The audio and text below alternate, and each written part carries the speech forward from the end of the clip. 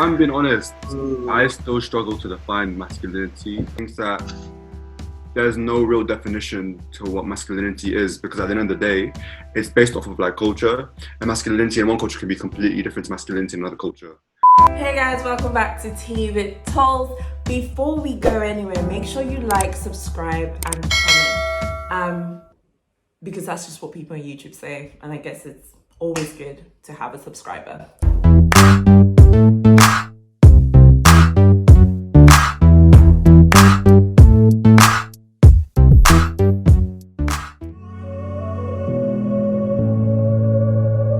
I guess for me right now, how I define masculinity is, I guess, kind of like, I don't know, being a protector and taking care of yourself and like looking after others.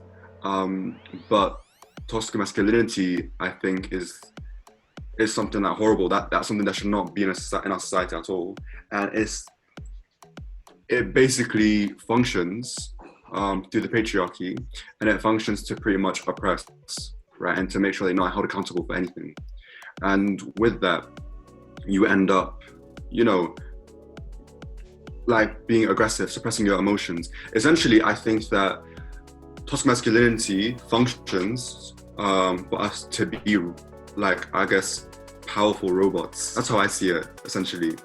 It functions so that the patriarchy can continue and be enabled. So then we end up just kind of like perpetuating, like, and oppressing and marginalizing all these communities. I definitely think there's toxic elements to it, but I wouldn't say that of itself it is toxic. I think there's beauty in being strong. I think there's beauty in being the head of the home. There's beauty in being all these kind of ideals and traits. But I think when we're talking about toxic masculinity, it's like we can't be anything else but those things. We can't move outside of those ideals. The minute that we cross them, it's like we're seen as, for some are seen as effeminate, some are seen as, are you gay? Or, all these kind of silly questions and phrases that people throw at you. And I think, that's where the toxicity comes in. When we've created these kind of invisible boundaries, the minute that we just cross them by a millimeter, we're deemed as something else other than a man. I think in and of itself, it's not toxic, but we've kind of made it toxic, and we've set these invisible parameters that can cause problems when we step out of them. I was literally, you said everything that I was going to say, man. Like, I think the biggest problem with it is when things are too structured. Me personally, I think there's so much beauty in being strong, and in and again, this goes for both men and women, in being powerful and knowing that you are powerful, but it's how you go about using that strength and that power, obviously. But if you feel weak and you do not have that space to demonstrate weakness, that is, like, to me, being able to demonstrate weakness is the ultimate strength, because to be able to put yourself in a space where you're vulnerable, but to know that you're still able to be in a safe space, that's really, really, really, really powerful. And it's interesting for me because when I was younger, I definitely didn't have that mindset where I felt like it was okay to talk about my emotions or to be vulnerable, especially like I grew up in Croydon. So it was a rough place to grow up when I was young. Like, it was literally show no weakness. Show no weakness at all. You always need to have your screw face on, because you know that if you don't, then you might be a victim, and no one wants to be that. So, but as I got older and kind of understood myself and the dynamics of being a man and society as a whole a bit better, I realized that it's really important to actually not continuously play into that specific role, and to allow, like, ourselves as men to be powerful in all arenas, even when that is actually by showing vulnerability. So basically, I guess I am starting to disagree with the fact that being kind of like dominant, or being, and kind of looking off what it means to be a man, like these terms about masculinity, I just think that it's just really counterproductive in our society, in the sense of it's like, you know, I think it's good to show strength, but I don't think being masculine, like strength is a masculine trait, because you know what I mean. At the same time, like, Right. what does it mean to what are feminine traits, right? Because most of the women in my life are the strongest people I know. Yeah, I definitely agree with you, and I think probably that's one of the hardest parts about doing this on, you know, a social level, is unpicking specific words from being attributed to a specific gender, and realizing that, you know, it's that the ultimate freedom, and the most important thing is to feel like you can be whoever you are, wherever you lie on that spectrum. And for me, the reason why I use words like powerful and stuff like that is because, I guess, to me, power isn't really having dominance over others. Power to me is having dominance over yourself, and being able to. And again, it's not about suppressing anything. It's just knowing that when you're in X situation, you can play to these strengths. When you're in another situation, you know how to act in that specific way. And especially when it comes to talking about like emotions, I think that's a great touch point, a great talking point, because as I said, for me, you know, it was actually so much more, and I think most men probably would agree with this, it's so much more counterproductive. Not being able to express yourself properly and having that, you know, emotional build-up or frustration or stress, and then the ways that manifests in the real world, then being able to sit down and talk to people about how you feel emotionally on a very open level, because everyone needs to do that work regardless.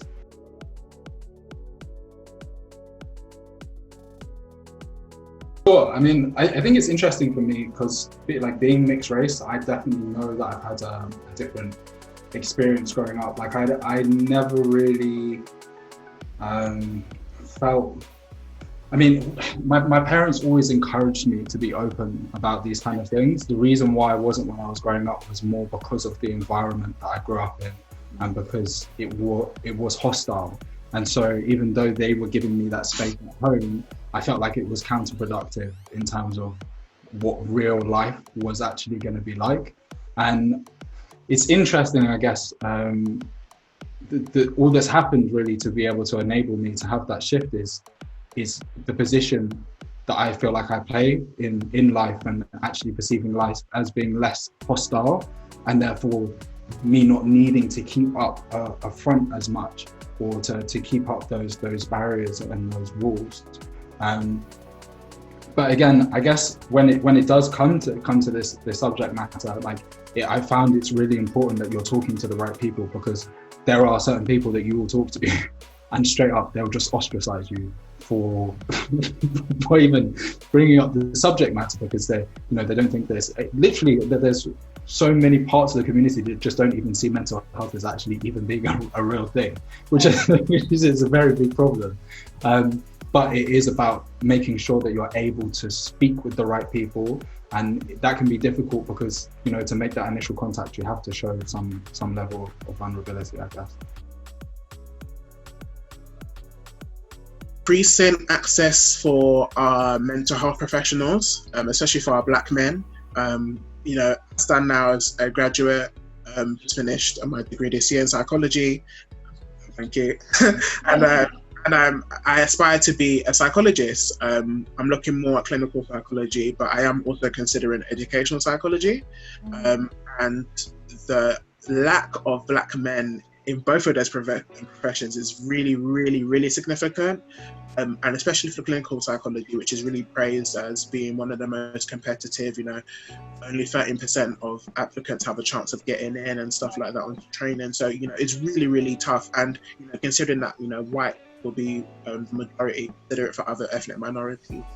But I think there's a problem where, you know, we're represented. When I say us, I mean Black people. We're represented as more in service users as opposed to professionals. And I think, you know, being professional and being ones that can, acquire this kind of mental health literacy, acquire this kind of knowledge on maybe psychological interventions and the like, will really, really help our community. Even more so that maybe we won't need to necessarily rely on services like the NHS, which obviously is still amazing, still wonderful, but maybe we can set up or assist grassroots organisations that are trying to break forth in this capacity. Because what I find is that, with a lot of kind of, or some, should I say, mental health advocates and people that have their different organisations related to mental health, don't necessarily have professionals in their team that actually are mental health trained or are really well versed in psychological methods and stuff like that. And I feel like you can only get so far when you have those things. So yeah, just being trained in that kind of professional element really, really help. Then my last point would be kind of thinking about where children spend most of their time, because obviously school. So really helping or kind of encouraging our teachers, especially our Black teachers, kind of working with our children, especially our Black children, in that capacity. Again, there's a lack of Black teachers in the profession, and even when they join the profession, retention levels are really, really low. Most teachers don't even spend more than 5 years before they transition into something else. So maybe just encouraging that kind of culture of working with children, working with young people in that capacity, because as educators, some people have responsibilities as in pastoral care. Some people have responsibility of a whole year group. Some people have even like form groups. If you remember that 20-minute, 30-minute session you'll spend in your school day with your form tutor. And so having those spaces can again encourage those conversations, encourage them to kind of speak on certain things. We have Black Lives Matter and that kind of whole movement that started to be really prominent only in the last month or two. And again, conversations about what it means to be Black, what it means to be anti-racist, and all these kind of things.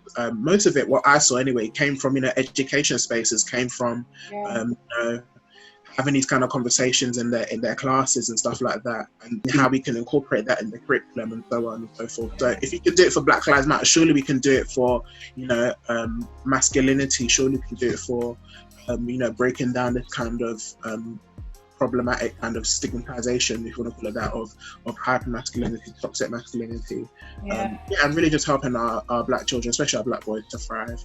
Because there's so much potential that they have, and it's important that we kind of grow that out of them and nurture that out of them. So, yeah. I definitely like your point on the professionals. I think that is one way to break down that stigma, because there's one thing with having conversations and there's one thing trying to pull like stone out of somebody. Like you're just trying to pull conversation from them and they don't want to talk, but that's because of the stigma of talking about mental health. But I think when they start to see more Black professionals in these spaces, that is a starting point anyway, with them feeling more comfortable, because they feel like, no, I see myself in you, just on a physical level, for sure. So definitely. Right, Mo and Jakk, what are you guys thinking? I think the main issue, what would be very beneficial when it comes to having like younger generation speaking up more, I think a key thing would be having like representation, and like looking at who are the Black figures in our society, who are the like Black male role models that we have in our society, right? And I think that I've noticed, because now mental health is becoming less of a taboo topic, when we see more Black male representatives or role models in our society, when they speak up about these things, the younger generation, they look up to these people and then they feel more comfortable, right? So I think that, for example, social media as well, not just social media, but media and television has a massive impact, because we kind of imitate the people who we see obviously in our real lives, but who we also see on TV. And that's one thing that I guess as well plays into this hyper masculine, that formation of Black men, right? Because on TV, usually we see, Black men being gangsters, for example, right? Or I don't know, just being kind of like bad boys, or just kind of like up to no good or whatever. We never see usually Black men being kind of like nerds, or I don't know, just like, so I think that it's really important. I think media has a very big impact as well. And now that we've seen more representation, let's say when it comes to all forms of blackness, right? I think that social media has, well, no, sorry, I keep saying social media. Media has given more representation of the multifaceted and multi-dimensional forms of blackness, right? And how we're not just a monolith, we're not just a homogenous kind of entity. So I think that has a big impact. And I've seen, for example, even like footballers, rappers, when they start speaking about these things, right? And as a young generation, they see them as kind of cool people, right? So if you see the cool guys talking about these things, then that's what breaks down this stigma. I've been making notes, man. I mean, both of you have just made some brilliant points. I don't have too much to add to it, but I guess the point that I kind of reached was the importance of having a sense of self, and I think that's very, very, very difficult at a young age. I agree with what you were both saying about kind of the media making black men be hyper masculinized and portrayed as being very aggressive.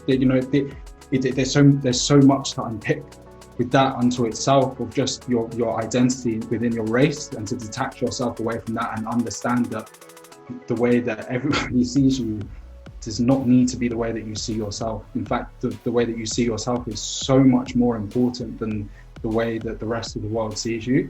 And kind of off of the back of what you were saying, Momo, me as a man, I have no problem crying at all. I have no problem crying in front of other men. I have literally no problem crying in public. There's a video on my social media of me crying, and it's again because I understand myself fully, and my strength and my identity isn't attached to this societal definition of what it is to be a man.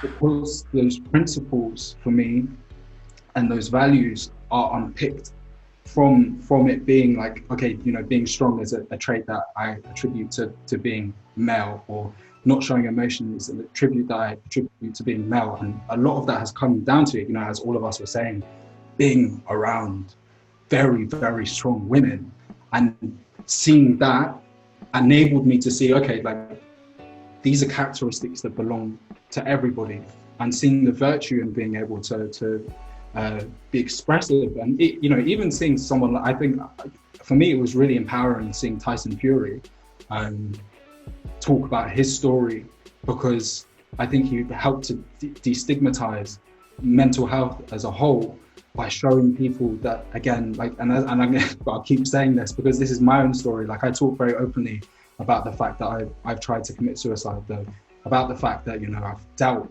for a long part of my life with mental health issues, is that when you can come to a stage where you can see both positive and negative emotions as being beneficial, because you know how to leverage them to your benefit, it makes it a lot easier to speak about them. And I think all of us in this call right now are doing are playing our part in that, and opening up that dialogue and showing that it's I don't even feel like this is something that we should have to say, that it's okay to talk about your emotions, because to me that's just stupid. That's so wild. Of course, of course it's okay to talk about your emotions, but I understand as well that there's a lot of barriers that are in place still for us to break down. But it's as Momo was saying, as David was saying, it's on us kind of stepping into that position and all understanding our own role to play.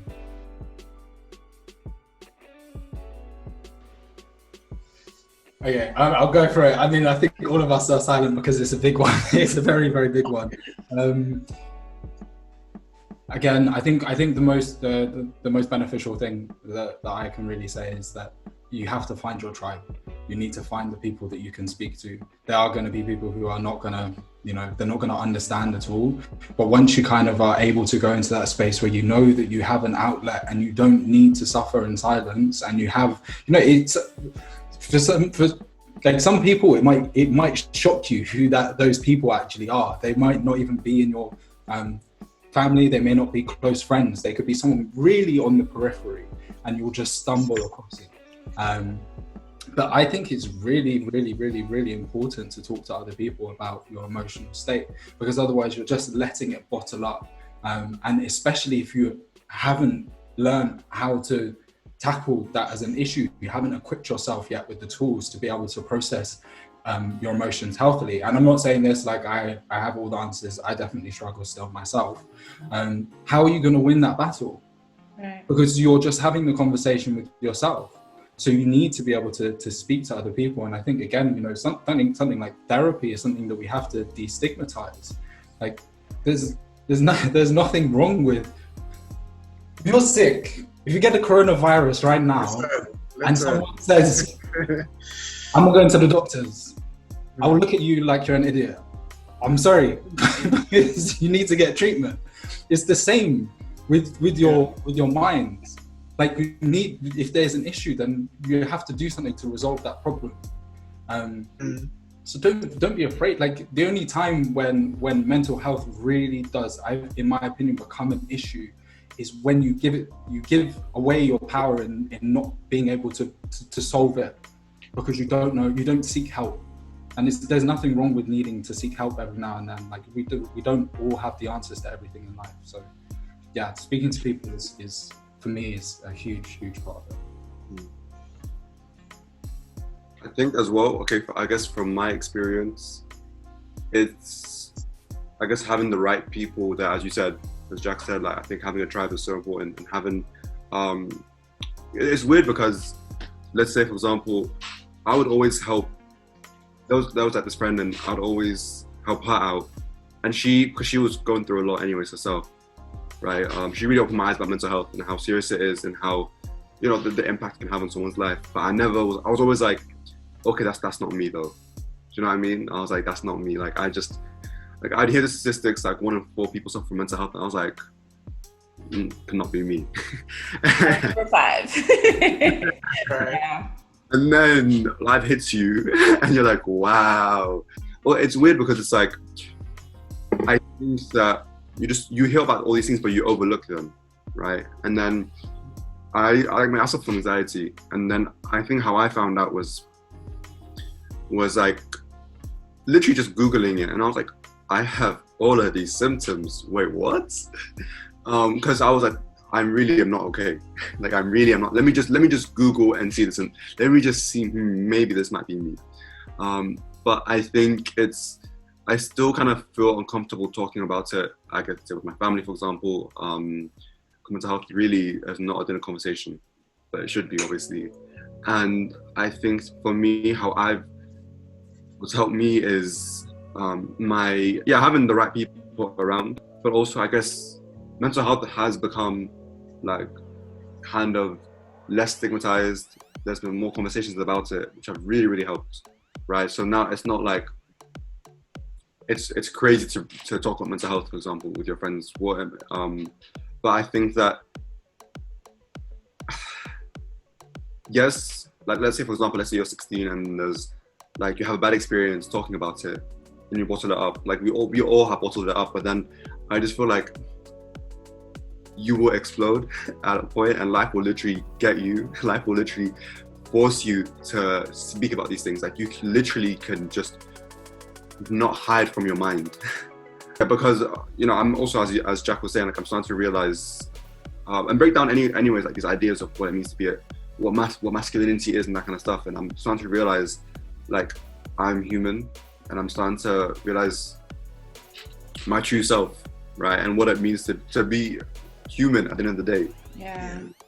Amazing. You guys have been so amazing. Thank you so much. Too much. Cheers. But just raise your glasses of tea, whatever you're, take it in. There you go. Thanks so much, guys. Honestly, appreciate you. If you're maybe watching this and you have an interest in psychology, interest in actually working as a professional in mental health, then please connect with me on LinkedIn. David Peppel is my surname. It's spelled P-E-P-P-L-E. So please connect with me. I'm happy to discuss. Thank you so much for getting to the end of this episode. You're literally my favorite person. Please make sure to like, subscribe, and leave a comment before you go. And if anything that was said resonated with you, you have any more questions, please ask. Follow me on IG, DM me, whatever it is, or any of the guys that you just want to speak to them. They would literally love it. So until next time, guys, thanks for watching. Bye.